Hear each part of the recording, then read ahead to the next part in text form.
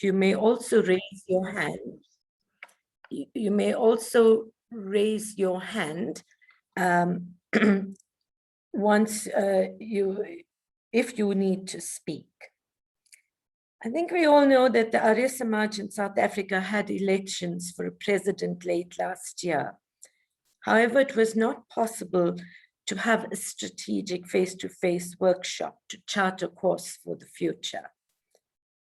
This webinar will hopefully be a consultation with people with respect to the future direction of the Arya Samaj. We hosted several webinars on very pertinent topics impacting on society, and we posed many questions for ourselves and for the Arya Samaj in South Africa. In our last webinar, we discussed how COVID and the technology itself that has driven society impacted on our lives. And we pointed to the usage of online means to communicate our message. The plans also for a leadership program were shared with us. And of course, there's a number of social action programs that we actually discussed. And whatever we discussed today will be fed into the APS executive.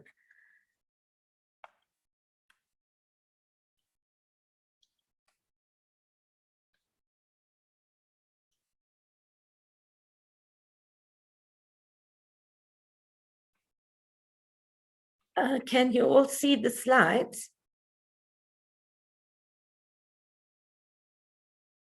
Friends, I think we all know the motto. The motto of the Arya Samaj is to make the world noble, Krinvanto Vishwam Aryam. And that should be our motto when we're discussing the pathway into the future. Now, the Arya Samaj was founded in 1875, 160 years ago, and it was a watershed in Hinduism.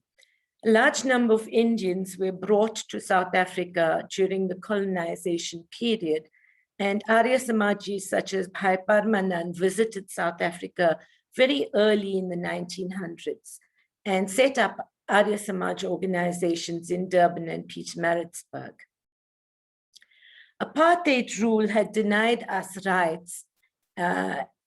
Only white people had rights and privileges. And, you know, in the liberation struggle, there were notable Arya Samajis who were involved. One being Swami Bhavani Dayal, who was the president of the Natal Indian Congress, and the late Vishnu Prasad, who set up the Arya Samaj in Gauteng. He was an ANC activist. And interesting to note that the Arya Samaj Gauteng only got set up in around the 2000s, more than 100 years after, you know, the early Arya Samajas were set up. In 1996, we actually adopted a constitution in South Africa, and we obviously have a lot more freedoms now.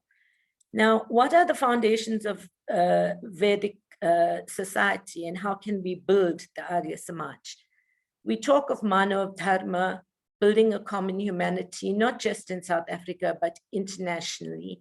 And the Mahasabha to which we are affiliated talks, their motto is Vasudeva Kutumbakam.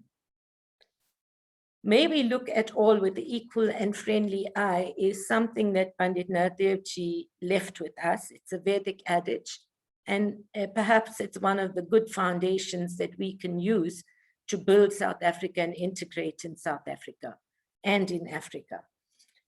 And I think one of the principles in the Vedas, it says that all citizens should live in harmony and concord. And that we know from the Sangathan Sutra. Now, there are new challenges that we face, and we've been discussing these challenges for a number of years. One of the big challenges is that apartheid separated all of us. And so we need an active program of acceptance and integration. And during these series, I did bring in a number of people to speak who are not Arya Samaj. and all of them wanted to know what the Arya Samaj was. So it's important that we begin to put our message out so that it's understandable to everybody. We also know, and we discussed quite a bit of this, there are inequalities, there's poverty, there's food insecurity, there's environmental degradation, and there's greed and corruption. And this is something that's happening all over the world, and COVID exacerbated all of this. We also know that there's drug abuse, there's child abuse, there's femicide, there's gender-based violence in our society. So the social challenges are quite great. Now, one of our principles is that we operate on a scientific basis. We adopt science and we dispel avidya, knee science.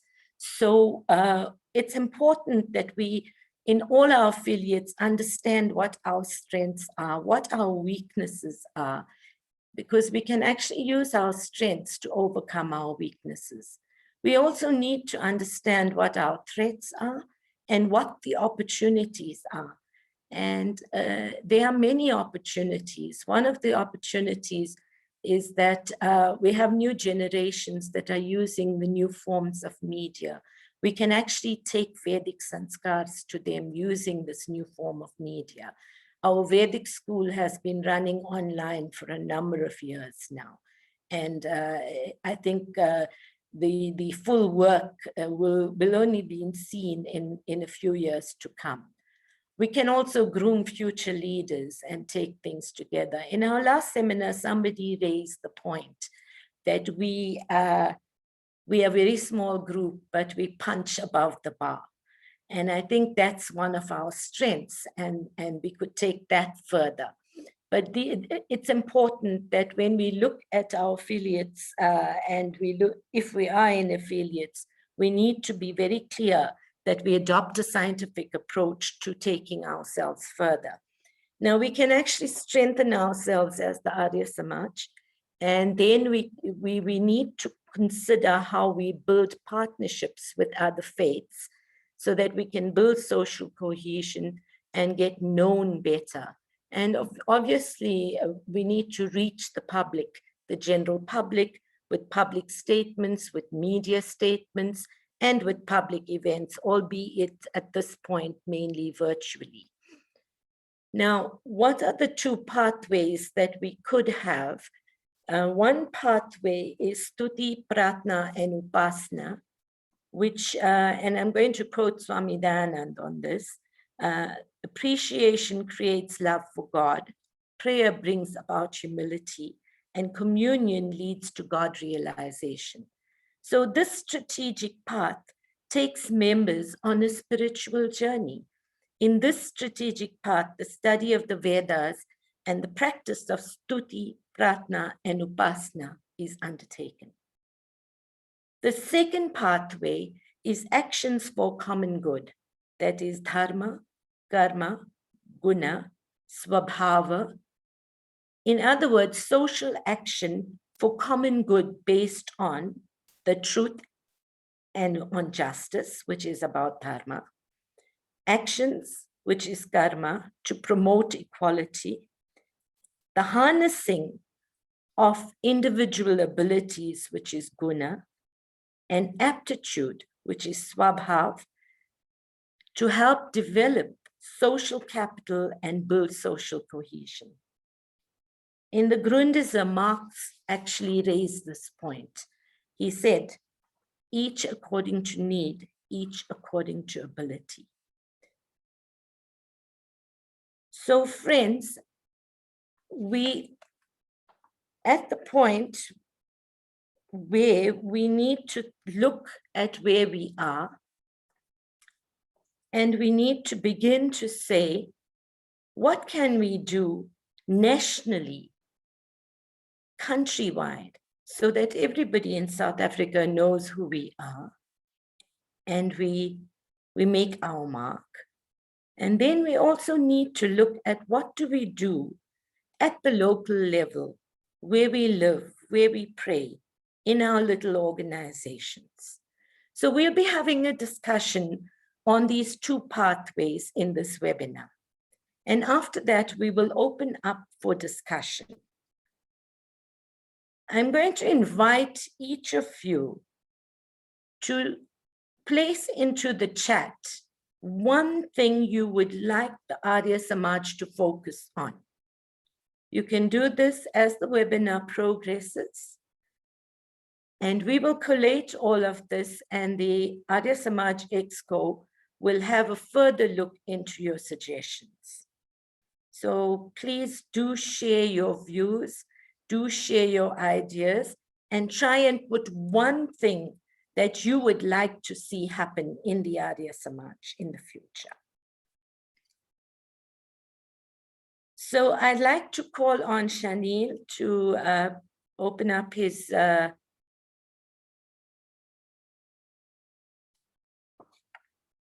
video, and Aarti, if you could please open it up, Aarti ji. Thank you, Shanil. Okay, so we know that they are, is Aarti on? Lekha, could you please spotlight? Yes, Aarti is on. Okay, thank you very much. I was muted. Okay.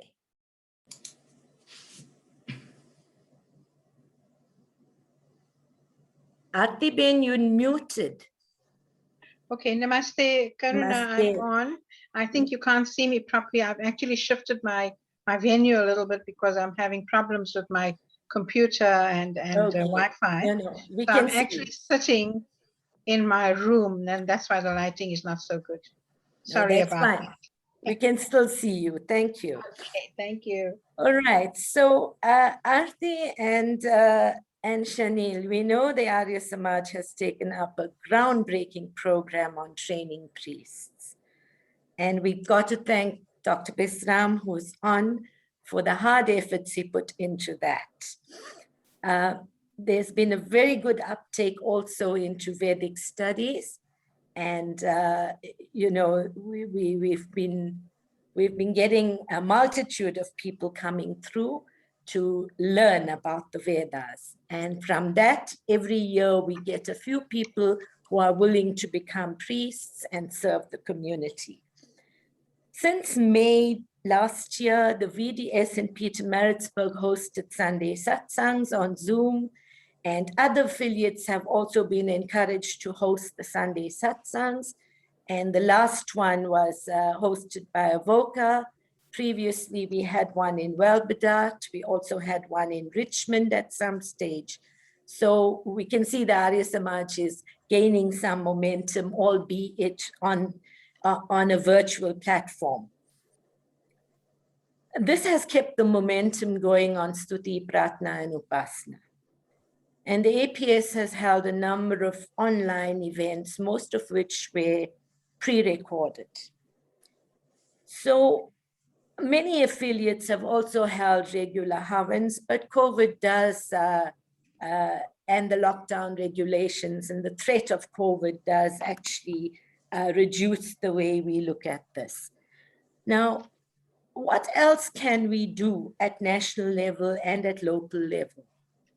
Can we still consider having Bahukund Yajnas or Mahayajnas? And what other actions or events should we do to promote the path of Stuti, Pratna, and Upasana? Aarti-ben, can I ask you to kick off and say something? Okay, thank you, Karuna. I think you've said most of it, and in my last talk that I did put forward, that we were, the Arya Samaj is doing very much on the ground at the moment. First of all, we have the Narayan Jivan Vedic Center, which is in the heart of the informal settlement in Kenville. And there we have a regular clinic that's been run by the municipality. We have Swamiji Maitri who's there. She liaises with the people from the area. She visits the schools. She started a feeding scheme, which is so important because most of the children from the informal settlement go to school without a meal. And she has taken it upon herself for the Arya Samaj to feed them once a week. And she does a lot of feeding that way. Then she also has reached out to the parents of these little children, and she is now starting off working with the parents, especially the moms who are at home and struggling.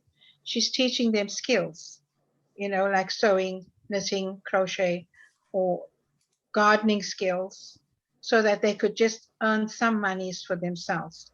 So as far as that's concerned, we are working very hard towards that. And then in the past and before the pandemic, we were doing very well with our Tripti project, which was the sinking of boreholes in areas that didn't have water.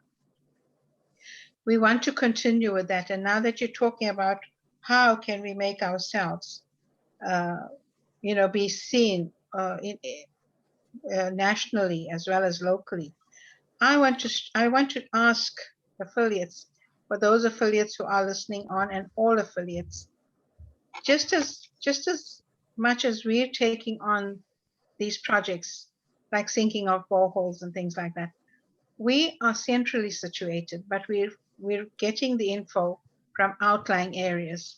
Now I'm talking to affiliates in their own areas. So let's look at Verulam, for instance.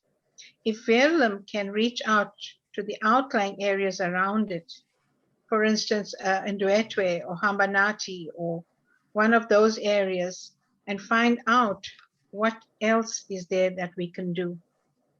You know, I'm sure all of them don't have drinking water. All of them don't have the proper shelter.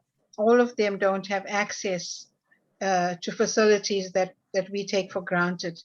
So I'm asking affiliates in that way to go out and to find out what is happening.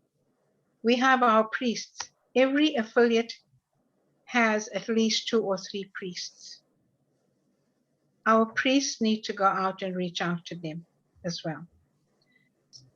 Recently, we've started the counseling sessions. We started it off mainly because of the effect that the COVID-19 was having on families who lost their loved ones. We were offering counseling sessions to those people who couldn't cope. But as we've been going into these counseling sessions, we've had calls from other people who needed counseling and who needed help, and they didn't know who to reach out to. When they heard our advert on the radio, then they called us. And now we're offering counseling for every aspect of life besides having to deal with trauma because of the COVID.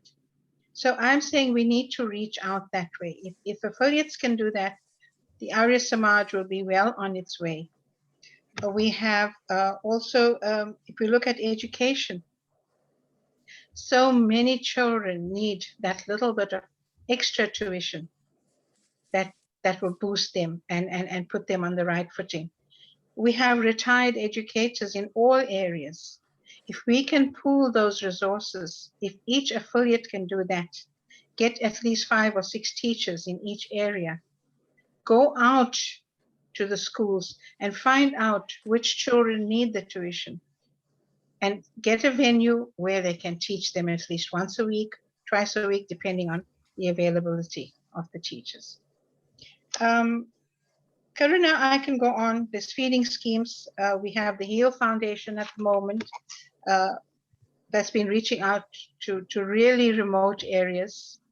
They're doing very well with their feeding schemes.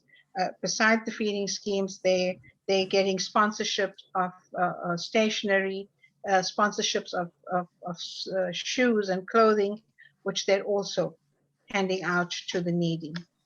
So in that way, I'm saying that all affiliates can, in their own little areas, start off these projects. Karuna? Thank you, Aarti. But I think the big issue is you know, other than the Sunday Havan that happens, what else can we do to improve the whole thing on our Stuti, Pratna, and Upasana? Most affiliates are not having anything.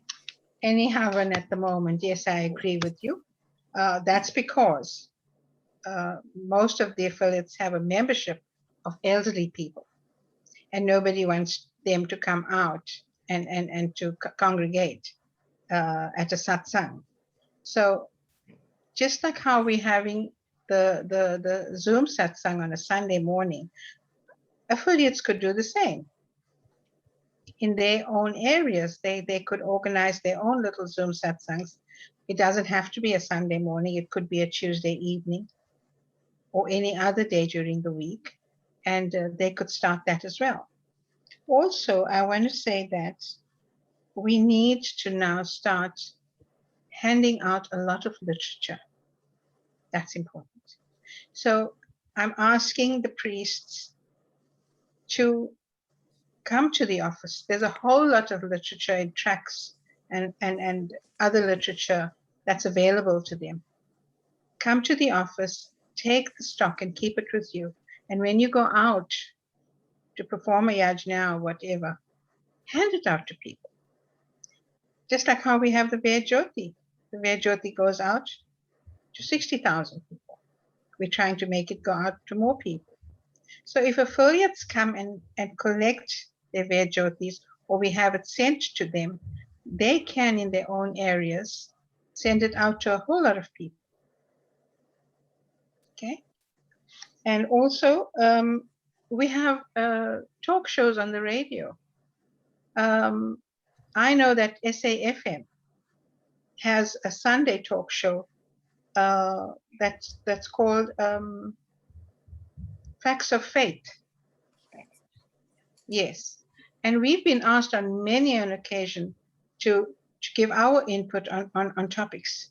And it's an interfaith talk show. So that way as well, the Arya Samaj has been projected and people have come to know about us. Even on Hindvani or Lotus, you know, we can do the same. And as talking about yajnas, we cannot have a Bahukund at the moment, and we cannot have a Mahayaj at the moment. So, you know, we need to work around that. And I'd like to hear from our participants, you know, if there are anyone who can come up with a good idea. Okay, thank you, Aarti. Shani, what are your views on this aspect of Stuti, Pratna, and Upasana? Well, I think, namaste everyone, namaste Aarti Ben. I think perhaps the last point first, the Bahakund obviously, and physical Hawans, what I find, remember I'm not really a representative for the Arya Samaj Gauteng, I'm not actually an official, I'm just a volunteer, but I do have opinions about many things. I think that it's very, very important from that perspective to have those physical Hawans. At the rate at which people are getting vaccinated at the moment, it looks like in 4 months' time, it may be possible. The reason why I feel that is very, very important, and we did have for many months Sunday Hawans, but it did become a little bit confusing to have multiple Sunday Hawans. So eventually that petered out. But I do believe that it's very, very important to build the sense of community and local, I'll talk about local organizations and why that's really important for building that sense of community. You know, the sense of community builds when you have the Hawan and then you have a discussion after the Hawan and you have the ability to chat in little groups. That's how you build a sense of community. And that, in my opinion, is where a lot of the really good ideas come up. The unfortunate thing about online Hawans is that there's a start, there's an end, and then everyone goes away. And if you want to have a conversation, you have a conversation with the whole group. What I've learned over a period of time is that those intimate little conversations with 2 or 3 or 4 or 5 people are very, very important to forward. So I am personally hoping that, you know, in possibly 4 months' time, we will get to a stage where we can start with our Saturday or Sunday havans. And, you know, Bahawalkund this year, probably unlikely, but most likely next year. So, I mean, just in terms of the havans and obviously certain things work very, very well online. So the Vedniketan and those things, any learning that takes place, the online channel is much more efficient and effective than any other form of channel. You know, and it means that you can get reach throughout the whole country without necessarily consuming multiple resources in order to do that. So I believe that what we will find is some of this will always remain online, but the havans, I'm certain will move back to physical, and then it will start to once again build that sense of community. Because in my experience, and I've had a fair bit of experience with this, is once you don't have those local meetings, conversations, then you start to lose your touch locally. So hopefully that will improve over a period of time. By the way, anyone else who's listening from a Gauteng area, you know, if you feel that you have a view which you want to share, just please add it to these views. Because as I said, I'm not really a representative. The online havans,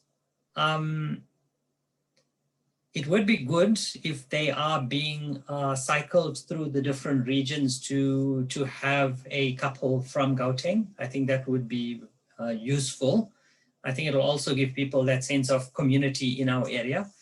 Just in terms of local affiliates and global bodies,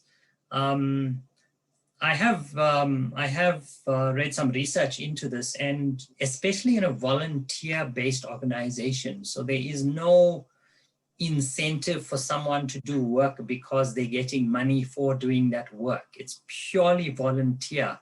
It's extremely important to have local affiliates and a lot of participation from those local affiliates, because local affiliates and the people within local communities understand the local problems. And they can then suggest solutions that can work for those local problems, and they implement. Obviously, what we need is we need to have ideas from the local communities. We need to have volunteers who assist from the local community, and we need obviously local funds in order to drive all of that. But I do believe that we have a lot. The Arya Samaj Gauteng has a lot to learn from the APS Arya Samaj South Africa, because there has, obviously we're relatively young, and we unfortunately very small. But I think that some of those initiatives that Artiben mentioned that's taking place throughout, mostly Natal, I think we can learn a lot from it. We do want to, you know, so we believe that the HEAL Foundation, for example, is a very, very good model. And obviously they've built a very good reputation for themselves. And we would like to be able to extend that into Gauteng, because we do feel, you know, in Gauteng that there's some very urgent requirements coming up from a social perspective. But I don't want to touch on the socials side of things and Seva just at the moment, because obviously we're not on that topic. So, you know, that's what I have to say. But, you know, maybe there's others from Gauteng who have other contributions. Shanil, thank you for that. Perhaps we could ask if there's anybody, if you want to raise your hand, if there's anybody who wants to speak on this issue, on this matter, seeing that Shanil's opened it up. I see Pandit Rina Bhura has a hand up. Thank you, Karuna. Pandit Rina Bhura, please go ahead. Thanks, Karunaji. Artiben, you've picked on affiliates having responsibilities. I actually think that every priest should have a responsibility to the community. So I very strongly feel that. The Bahawalkund we spoke about, we can have a virtual Bahawalkund. It's possible. When we have our Hawans, the person who is performing the Hawan virtually first, the physical Hawans can be done by people in their homes. Lots of people want to learn our Hawan, and there's no one available to teach them, or very few people. teaching them. If you will remember, when we do our Hawan live on radio, no one is watching then, that is during Diwali. And many homes sit at that particular time and they perform the Hawan because we tell them what the requirements are. So a Bahukund is not impossible virtually. To Shinilji, you spoke about Kautieng. We are such a small group. I tend to disagree with you. If the Arya Samaj South Africa, the main head office, rounds up everyone in Gauteng, we might end up as a bigger group than KZN, I can assure you. So that is some work for the Arya Samaj to do. And literature handouts, yes, we give. How many people will read that? We don't know. We would like Arya Samaj head office to also tell us the availability of what we've got, perhaps send an email to all the affiliates or all the priests, and that is how we can help. To add on to something that you said, Karuna, in all your talks, I must say you was very well researched and very eloquent and to the point. Congratulations for that. We need to also add on urban decay with your opening speech. We don't have that. And we need to groom people for leadership. It's very, very important that people are groomed, then they know what they are going to do, what is expected of them. That's all I've got for now, but maybe as we carry on, I might have some things to add on. Thank you. Thank you, Rina. Friends, I think we should just check if there's any more people who want to say something. I think in the last seminar, Aarti raised the point that our priests are foot soldiers. And I think, Rina, you've just proved that that indeed is true. So you're raising that as much as the affiliate needs to be contacted, the priests also need to be activated and communicated with and kept in the loop. But at the same time, if we want the local affiliates to grow and strengthen, then the priests also need to be part of the local affiliate, and they need to also really share whatever they're picking up with the local affiliates. Sudhira, you've got your hand up. Please unmute yourself and speak.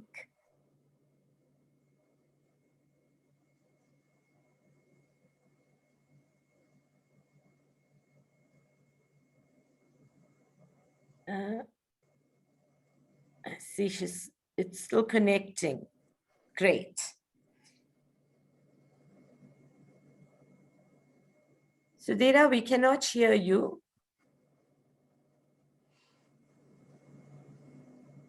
Hello?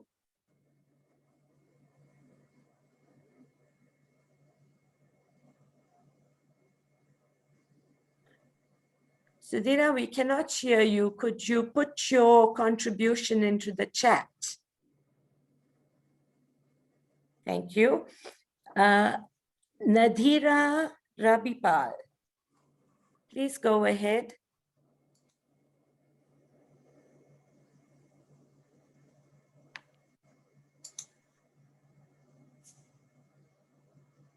Sorry, I thought I saw your hand Sorry, up. Benji, that was a mistake.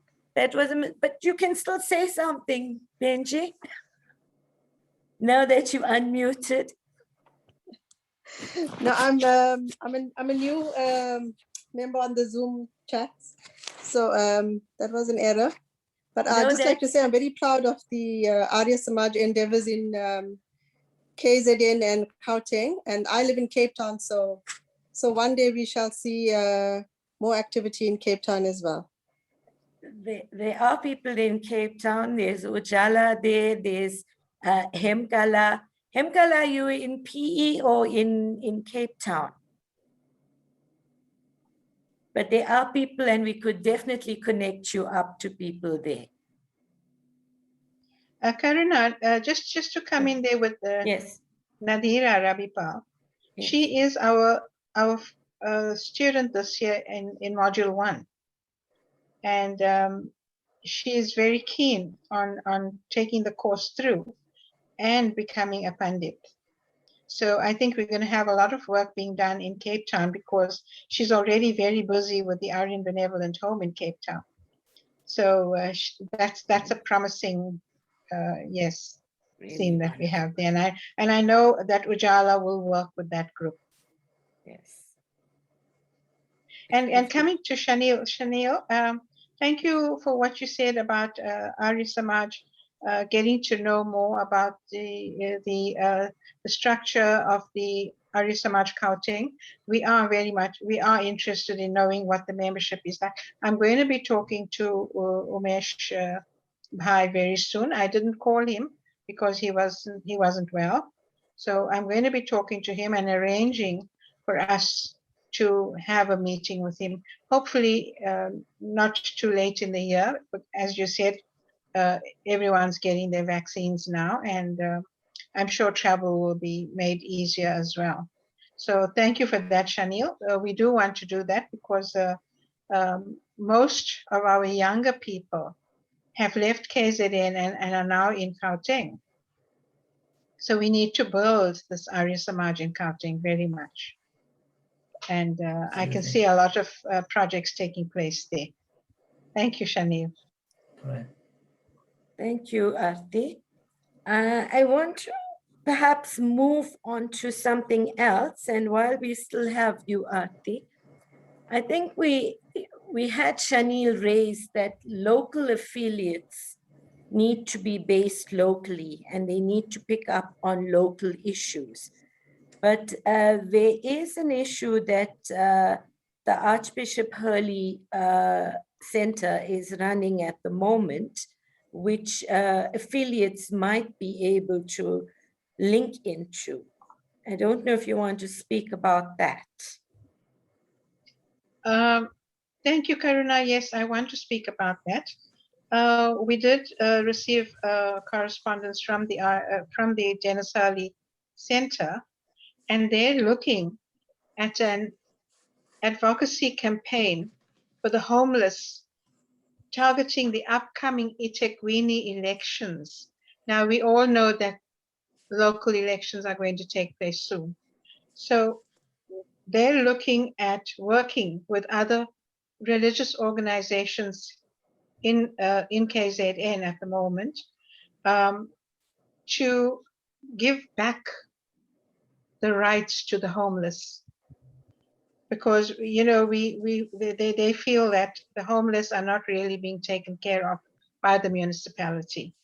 They're looking at particular areas like shelter. When the pandemic started, the municipality was able to put up these huge tents on all the vacant land in and around the beachfront area, where they housed all the homeless. And stemming out of that, these homeless people, because they were now all in one area and they weren't walking the streets, they felt they had to make better use of their time. And they started a market garden, and it's thriving at the moment. People actually go there and buy the veggies, and they are now able to have some pocket money for themselves. The other initiative that the Dennis Hurley Center had started long ago, long before the pandemic, was to ask people to donate their old unwanted books, which they did. And now these books are given to the homeless who walk the streets, or if there's a book fair somewhere, they go and put up a table for them, and they set up their books, and they're making excellent progress in that area, because a lot of people support them. I myself support them. Whenever there's a book fair in my area, I make sure I go there, and you'll be surprised at the range of books that the homeless have on their table. So we're looking to work with for the homeless. Actually, we're looking at, like I said, shelter for them, proper shelter. We're looking at access to healthcare, access to sanitation and ablution, and equal treatment by local law and security forces. You know, a lot of the police and even the security companies give the homeless a hard time. You know, our Aryan Benevolent Home started with that story, where this one vagrant, a homeless person, was being beaten up by a policeman. And because Mr. D.G. Satyadev witnessed that, he started a shelter for the homeless, which today is the Aryan Benevolent Home. So we're looking at things like that. We're also looking at increasing their economic opportunity. You know, like I've only told you about two things so far: their market garden and the books that they sell. But this is something new. The Arya Samaj has pledged their support to the Dennis Hurley Center. And this is an excellent way in which the affiliates can work. You know, because in every area you have homeless people. It's not necessarily concentrated in the Durban area. In every area you have homeless people. And if we brainstorm this, we can get our affiliates to do that work. I know, like I said earlier on, we're doing a lot of work at the Narayan Jeevan Vedic Center, but we are going to take it further with these aspects that the Dennis Hurley Center is looking at. Karuna? Thank you. I'd like to ask Shanil, perhaps if he wants to come in and discuss more of the local issues that local affiliates can take up and what ideas he has on that. Yes, so thank you, Karuna. Something which we learned very recently, because we've been looking around at different needs in Johannesburg. Obviously, what's happening in Johannesburg at this moment in time is it looks like we're going to have a cold and long winter. We were initially very worried that the government was going to cancel the 350 rands COVID grant, but they fortunately seem to have reinstated it. But some of the things we realized, just to talk about ill treatment by police, when we spoke to this one person who hands out small little food parcels to, I'm not sure whether it's homeless, but certainly to poor people in her area. She did mention that blankets were a particular requirement because the police burn the blankets of the homeless people every so often. It was quite shocking to actually hear of something like that in 2021. But this is something that seems to be happening. So in Gauteng, what we're looking at is we're looking at several levels. So we do see that there's immediate needs, and then there's some longer term needs, which are more dignity-orientated needs, and then finally there's even longer-term needs. So the immediate requirement we feel in Gauteng is for food, blankets, shelter, those sorts of things. So that's what we're going to be focusing on for. So this is the plan for this winter coming. We do hope to have some of those initiatives running in the next couple of weeks. The way we plan to operate is that we plan to do some of that ourselves, and hopefully we will get other people to volunteer from within the Arya Samaj Gauteng community to help with that. But we've also decided, you know, sort of like with the Dennis Hurley Center, to actually work with others who have perhaps a better distribution network, or have already solved the soup kitchen and have gotten permission, those sorts of things. So we kind of, we'd like to take a few pronged strategy. We'd like to cover different areas of Gauteng. We are certainly looking to our Arya Samaj community to provide input on where the particular problem areas are, but we're also looking to work with other organizations that already have the infrastructure and the processes and the capacity in order to deliver. So in that case, we may purchase, 30 blankets or 50 blankets or something like that, and distribute it to, or provide it to an organization which is distributing those blankets. So we are looking at that. And we're also looking at food parcels, but we're also looking at how can we do this ourselves in our own areas. And we are hoping to have multiple people within Gauteng to do that. That's the immediate need, you know, and that immediate need doesn't solve that problem which was mentioned about dignity. Because in recent times, I've realized that dignity, well, I have realized for a while that dignity is an absolutely critical concept. You know, everyone needs their dignity, and if there's no dignity, frankly, there's no hope. And so the next thing we have been looking at, and the 7 members of the EXCO have been building their own square meter gardens. But we definitely want to start to push this. It's the right time so that we can start with training. We are considering working with certain schools in order to push the concept of a really, really small garden that can give anyone who has a piece of land and has some facility. And obviously we would look at providing the methods and the seeds and all of those things to them in order for people to be able to feed themselves some of the time, but using their own hands and their own work effort in order to firstly build their own capacity, because there is a limited amount of funds available in order to continue creating donations. It works much better if we teach people to help themselves. So that's the second part of the plan, and that's always been there. So we've passed through, I think, the initial phase of testing it and seeing how it works and seeing what doesn't work. So we've kind of got all that research done. Now it's time to push it out because, and obviously nothing grows in winter in Joburg. So so around August, want that initiative fully running. And then the other things we have been thinking about, but you know what we have decided is, let's do the small practical things first. Let's gain insight into the community and the other organizations which can help us to actually be able to help a wider range of people.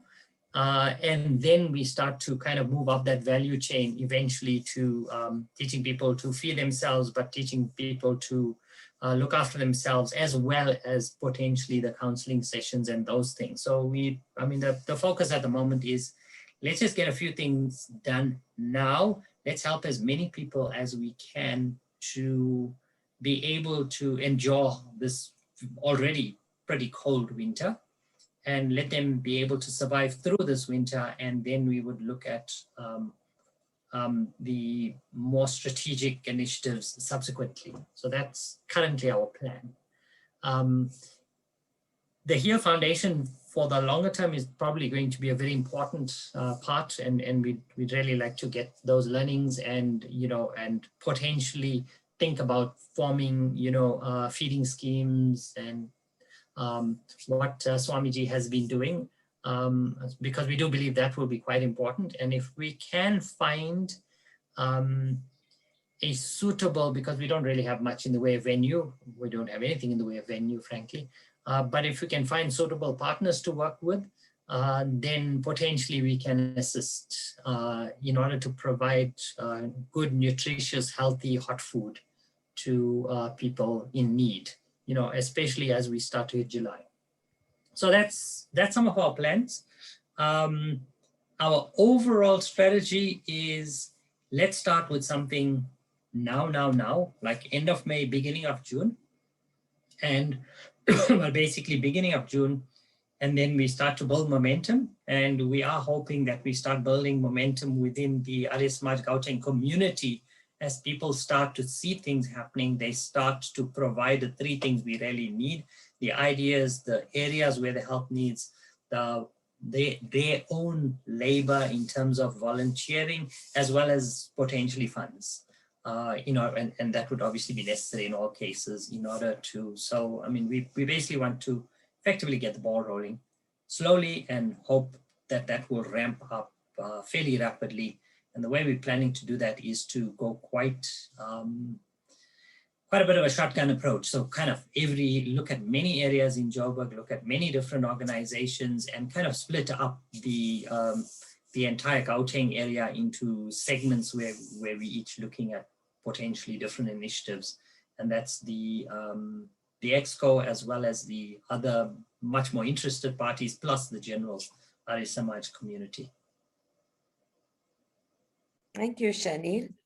But we kind of taking a very practical approach to this. You know, we know that there's many wonderful things we can do, but we just want to take a practical approach at the moment. Let's feed people and keep them warm. And then we'll worry about step 2 once we've got that running. Thank you, Shanil. Maybe there are other affiliates on who would like to share what their local issues are and what they would like to do, what they plan to do, what they're already doing. Artiben, you need to help me here in terms of knowing who the other local affiliates are. I need to look at your participants.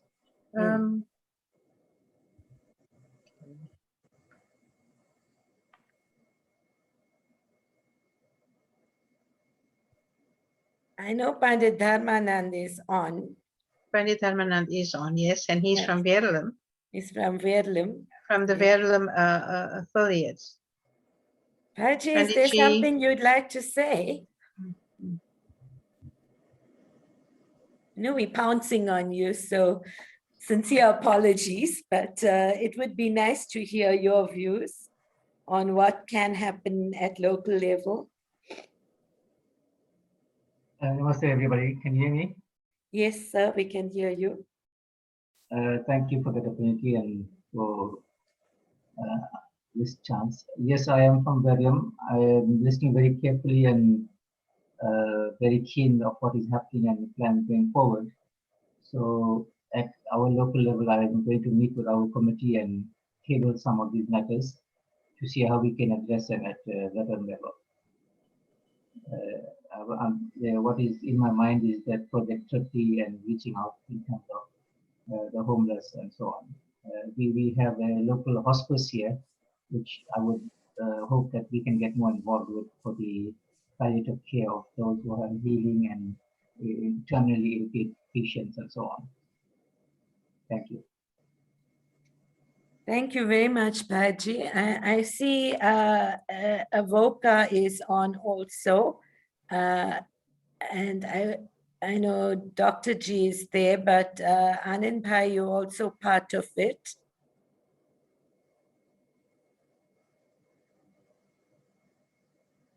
I don't know if somebody from there wants to say something.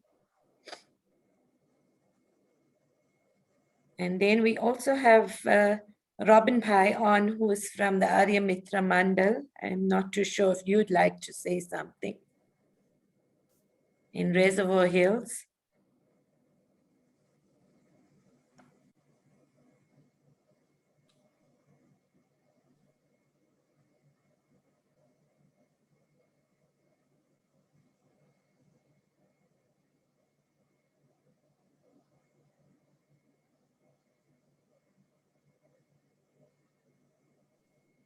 Karuna, I think I'll say something in the meantime.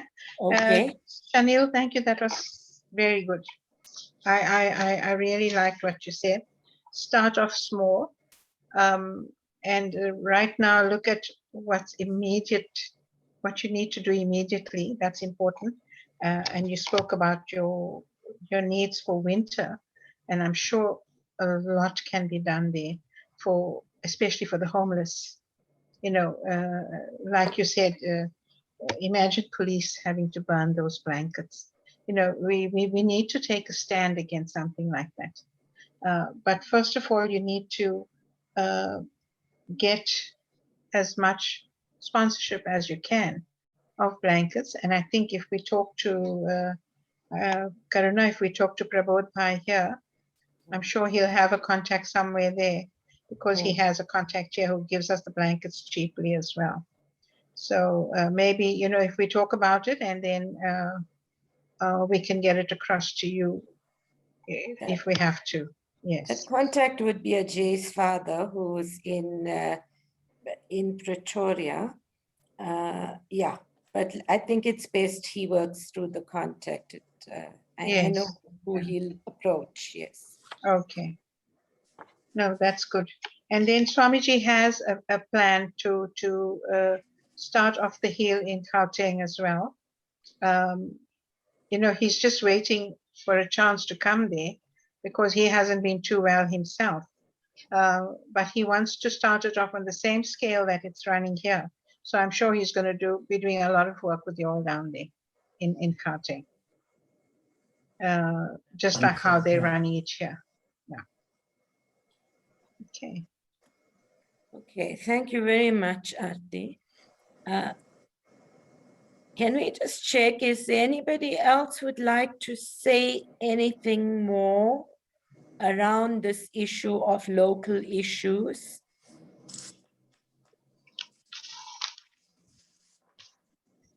Okay, if there aren't any more local issues, I just want to check that we've all seen the chat.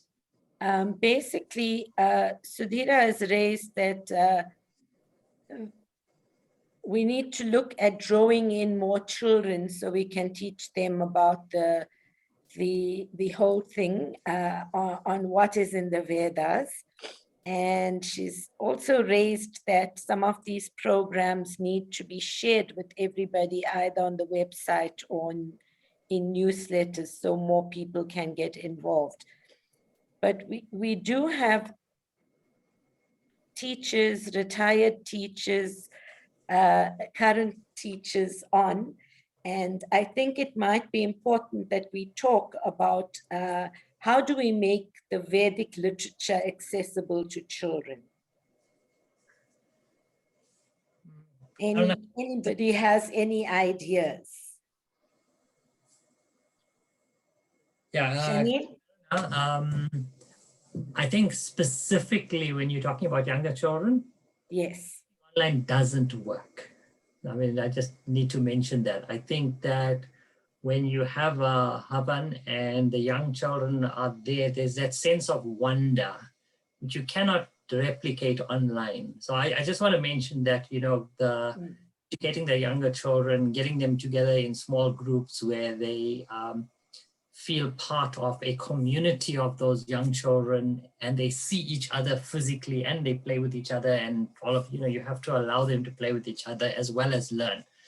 You cannot just let them learn because then it becomes a bother eventually. So I think that once we get that going, that'll be, you know, in my opinion, that'll be the way. Any online program for young children really is not, you know, even though they love their devices, I just don't see them getting a feeling of the wonder when they on their devices as compared to playing, I don't know what, Donkey Kong or whatever they play on their devices these days. But Janil, the Havans are hybrid actually, because the Havan physically takes place somewhere, and some of the most regular Yajmans are two brothers and their little baby sister. Am I correct? Yes. Right? So basically, the wonder that you're talking about is quite important. And I think that's fine in terms of participation. But, you know, our tracks, our material is not child-friendly.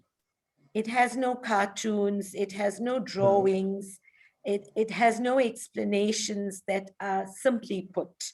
You know, it talks about thou and thee, and that's old style English anyway. So this issue of making material more accessible to children, it's pretty important because children learn in a different way. Usha, you're on. I don't know if you want to say something on this, being involved in teaching little children. Namaste, Behenji, and namaste to everybody. Behenji, what you're saying is very, very true. We've got to change the format of our books. For example, if you look at elementary teaching of Hinduism, although it's very, very simple for a child 9, 10, 11, 12 years of age. But if we are looking at children younger than that, then we've got to change it, as you said, more in the cartoon format. So I think, if I'm not mistaken, Swamiji is working on something of that nature. We'll have to speak to him. Thank you. Okay, thank you. But Usha, you heading Vedniketan, so I think you need to pick it up in Vedniketan also. No, definitely we've got to work on that. At the present moment, Aarti Benji will bail us out. We've got too much on our plate. We've got a bit too much and we are working on it. Let us finish those very important documents that we're working with. Once that is out of our way, then we will take the next set that is working towards the younger children. And Benji, you know, the role of the priest is very, very important. Being a priest myself, Aarti Benji is a priest, and quite a few of them I can see in front of me in the screen are priests. So I think we all need to put our heads together and do some sort of constructive work. We've got to do that. Thank you, Benji. Thank you very much, Usha.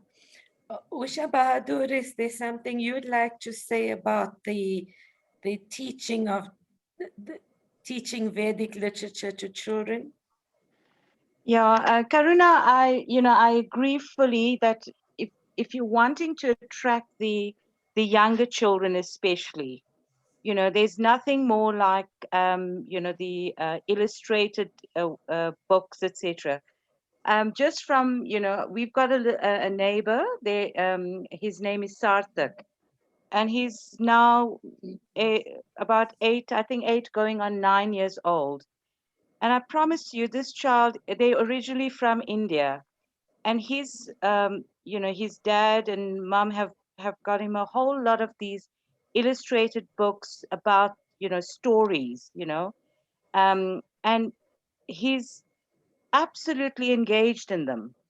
And, it's all about teaching values, and some of them are obviously related to some of, like the Mahabharata and that kind of thing, but in a very, very simple format. But I think that there's nothing quite like that. And hopefully when we do have, are able to get together face to face, even little storytelling sessions, if you're having a havan, you have a little kind of a space where someone can read stories to children, and that kind of thing. And I think that's the way we will be able to engage them more and get them more interested in learning. Sorry, you. Karuna. Yes, You yes. know, everything starts from the parent. The parent needs to show a keen interest. If the parent goes for satsang, the parent must take the child. We have been going to satsang from small, so you can see where we are. Aarti Benji is here because what her parents taught her. So it starts from there, Benji. It is useless we breaking our head when our parents are not playing their role. The parents bring the children are there for satsang, and everybody is learning. Thank you. Are there any other views? Karuna, Yes. I agree with Usha Bahadur. Namaste, Usha. And I agree with Usha Devi Prasad as well. Our literature has to be child-friendly. We have the stories from the Hitopadesh, all with values and a moral, right? And those stories come out in that format, where there's pictures and children can relate to them. So right now, our immediate undertaking should be to have a look at these books through some publisher in India and to get them over. That is what we have to do right away. Okay. So then we can hand it out to children and let them have a look at it. And that's the only way we're going to get children interested. Because like Shanil said, they love their devices. So, you know, maybe if we could get programs that we could put onto their devices as well, we should be looking at that. Okay. Thank you. Wonderful suggestions. Does anybody else want to add anything? Please feel free to speak.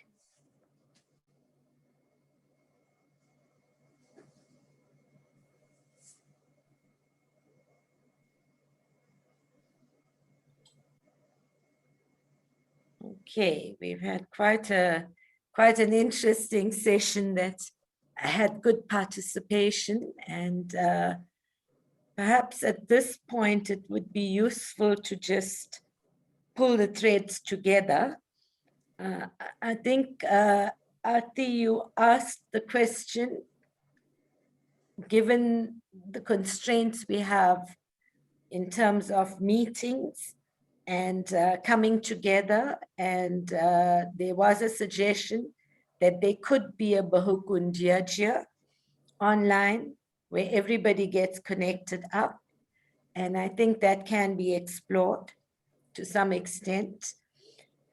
We raised the issue that the priests need to take responsibility and get directly involved.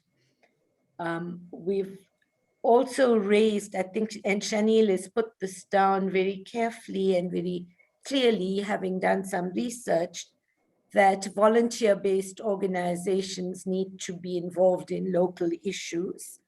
And there's a number of local issues that have been raised with the view to actually taking things through so that we are seen to be involved. And we involved not because we want to display our involvement. We involved because Dan and Dakshina is very important in Hinduism.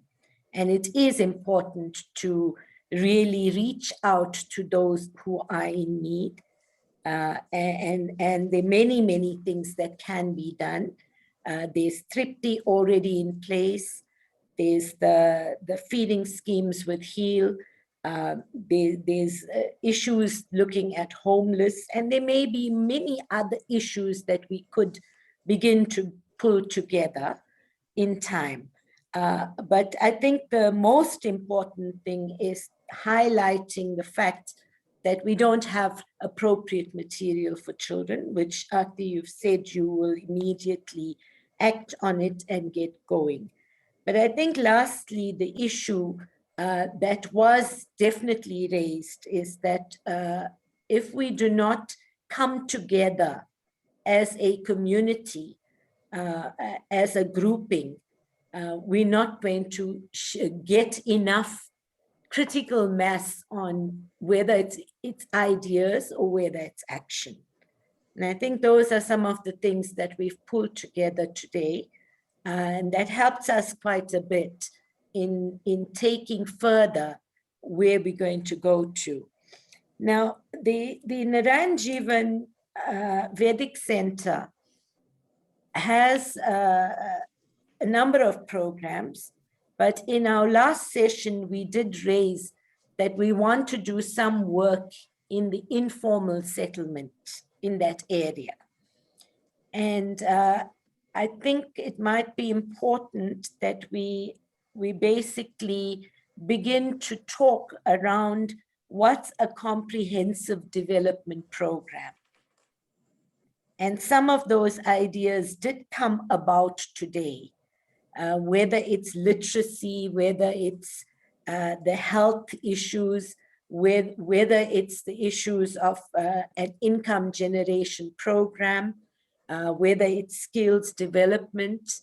Those would be very important things to look at. But I think alongside that, it would be very important that we get a sense of what the Durban municipality plans for that informal settlement. Do they plan to upgrade it, or do they plan to move them? although I think they've been settled there for a very long time now. It's unlikely that they would be yeah, moved. I just want to Yes, come in there. Auntie. I don't think they're planning to move Yes, because, like all other municipalities, they're cash strapped at the moment. They don't have the Mm. monies to move or to build somewhere else. They have Right. premises here. In fact, they've just moved in 2 new park homes Okay, because the older ones were damaged. damaged. So they've moved in 2 new park homes, which means they're staying. They're on the brink of signing the new lease with us as Right. well. All right. Okay. And right now, as we speak, in fact, today, the chairperson of the Narayanjivan Vedic Center, Pandit Ratna Singh, has arranged to meet with the Ratepayers Association of the area Right. to discuss problems within the area that we could now help with. Right. So as we speak, I know these are the new developments that are taking place there. Okay. No, that's Okay. exciting, but you know, the pressure needs to be kept up Yeah, so that government doesn't renege on their responsibilities of providing free basic water and free basic electricity and really dealing with the upgrade of the settlement. But I think as time goes, we'll get more ideas as to what contributes this comprehensive approach to taking things further. The big Okay. thing that was raised by Shanil is that, and Confucius also raised it, that if you teach a person to fish for themselves, they will fish Yes. for the rest of their lives. And, you know, it just reminds me of a very interesting program that took place. Government has a number of programs, and one of them is the centers where they give out information. And the one in Alex was built up despite the fact that there's lots of other organizations working. And the moment there was a bit of problems in Alex during I think it was the xenophobic violence that broke out, and people got angry and they went and burnt the center. Now, there is also an Africa Tikkun Center in Alex that deals with cradle to career development. And that center didn't get burnt. So when, from government, when we did the evaluation and looked at what happened, were people that angry with government? And why did the mob not go and burn other centers?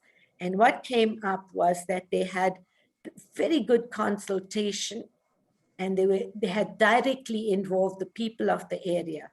So the people of the area protected the Africa Tikkun Center, but were angry with government and didn't protect the government center.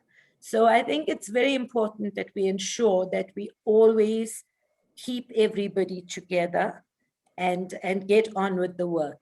So there's a range of bits of work that we've raised, and there's no end to how much we can all continue talking about it. Shanil, do you want to have a last word?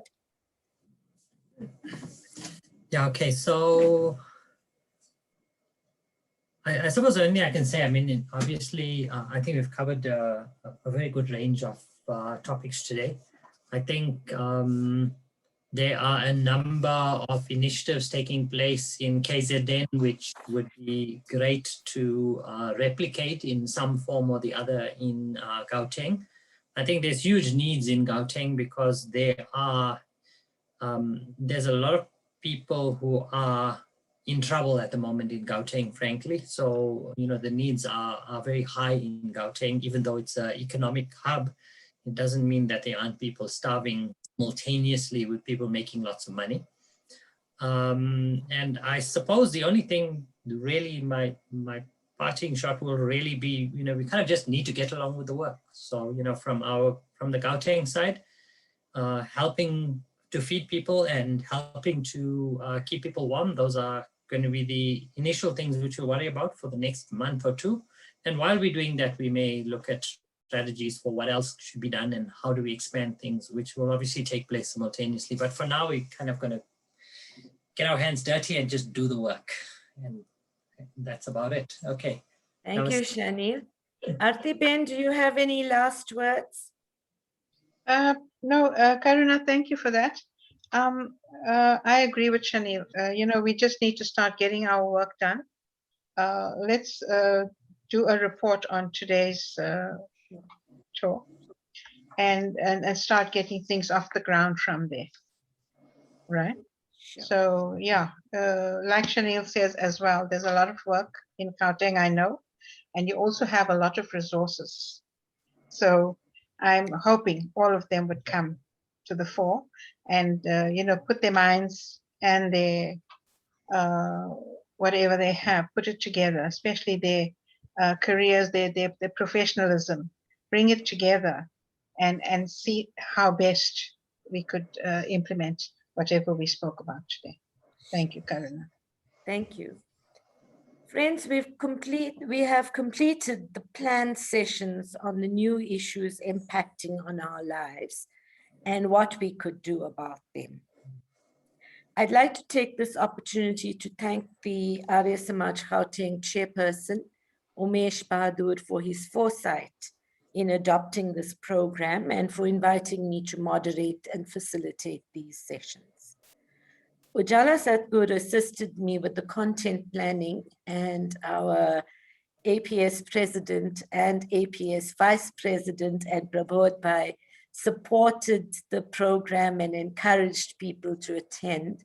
And there are a number of other people who wish to remain silent and invisible, who were the sounding board for the content of the sessions arranged from October to now. And I think a very big thank you to them is important. We do hope that everybody found this package that we put together exciting and we gained refreshing new ideas with them. The Virtual Bridge webinar series will continue every month. Our next webinar will be on June 16th at 3 p.m. because that's a public holiday. And it will be a commemoration of June 16th. So hopefully we could say we're hosting it from Gauteng, but it's an Arya Samaj commemoration of June 16th. In July, we will go back to the evening sessions and we aim to present the Arya Samaj Gauteng plan on the square meter garden as a contribution to saving our planet, which Shanil already spoke about, but in July, Umesh will present greater detail about it. And we will also have Pandit Uma Manogran, who will actually speak to us on personal mastery Swadharma as mechanisms for coping in the changing world. And that will be our focus on Mandela Day. In August, we will be commemorating National Women's Day. So please do continue to attend the sessions and gain new insights and new knowledge. With that, I'd like to hand over to Pandit Rina Bhura. Namaste, and thank you to Artiji and also to Shanil Batoy for your input. Very, very interesting ideas. And we can trouble our President Artiji because she's approachable and helpful. Artiji, thank you so much for your input as well. And you, Karuna, let us all get our minds together and recite the hymn of peace. That's our Shanti part, first in English and then in Devanagari. May there be peace in the heavenly region and the atmosphere. May peace reign on the earth. Let there be coolness in the water. May the medicinal herbs be healing. The plants be peace-giving. May there be harmony in all the elements and perfection in eternal knowledge. May everything in the universe be peaceful. Let peace pervade everywhere. May that peace abide in me. May there be peace, peace, peace. And if you're looking at your Devanagari script, we will recite the Shanti part. Om Dhyo Shanti Antariksham Shanti Prithvi Shanti Apa Shanti Oshadaya Shanti Vanaspataya Shanti Vishwe Deva Shantir Brahma Shanti Sarvam Shanti Shantir Eva Shanti Sama Shantir Edhi Om Shanti Shanti Shanti. Namaste. Namaste. Namaste. Namaste. Thank you. Namaste. Thank you. Thank you. Excellent.